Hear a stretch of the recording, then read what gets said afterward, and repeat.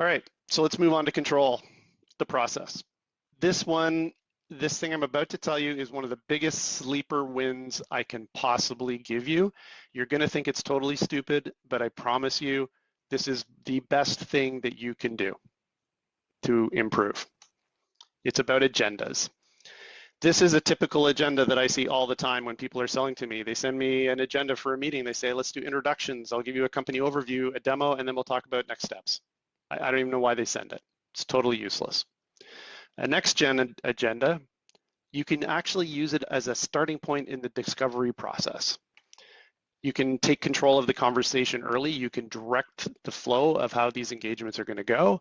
And you can set expectations with the customer around their participation. So you're not into these unilateral, just going in and spewing information about your company, but actually having a conversation with them. And it allows you to differentiate because it shows your level of professionalism is way above everybody else. So how does it look? Each one of these things is important. If you name the attendees on the agenda, that gives the customer a chance to validate. Either, oh, you're missing this important person that's attending, or you put 5 people on here, but it's actually just me. Helps really understand the context. Second thing is the context. How did we get here?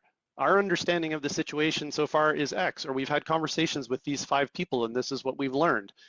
Really important for the newbies that are coming into the session. And meeting goals.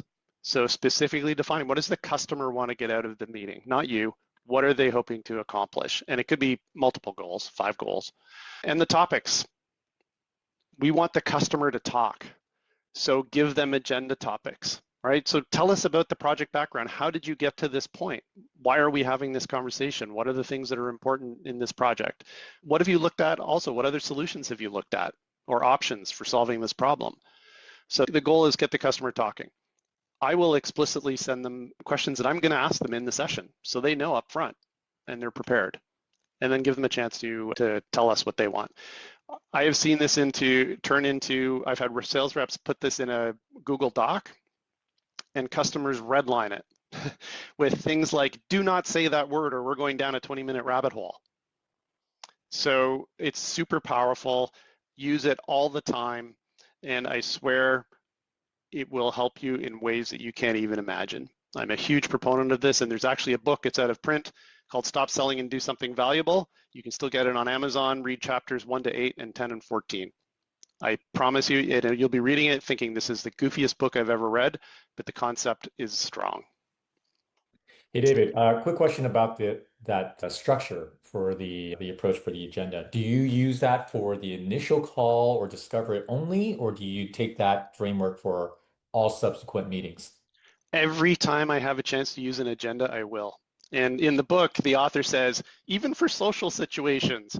And when I first did it, I was going out for lunch with a client and I had a few things that we needed to talk about. And I thought, okay, I'm going to try this out. So I sent the agenda in advance. We sit down, we're having lunch, we're chatting, it's social. We get halfway through the lunch and the guy reaches into his pocket and pulls out this crinkly piece of paper and smooths it out on the table and says, so you had some things you wanted to talk about. And I was, wow, it worked. So anytime, the power in this thing is it gives you the opportunity to define the rules of engagement for that next meeting, what your expectations are of them, what you're prepared to do. And if they disconnect, if they're not connected, then you can get in front of that before you walk into the meeting. I love it for first meetings because I don't want to go in and have them just sit back in their chair and say, okay, so tell us what you guys do. And then, yeah, I just want to see the demo. Totally useless. But if we go in with the expectation that, no, this is a different product category and there are reasons why we're having this conversation, it's way more powerful.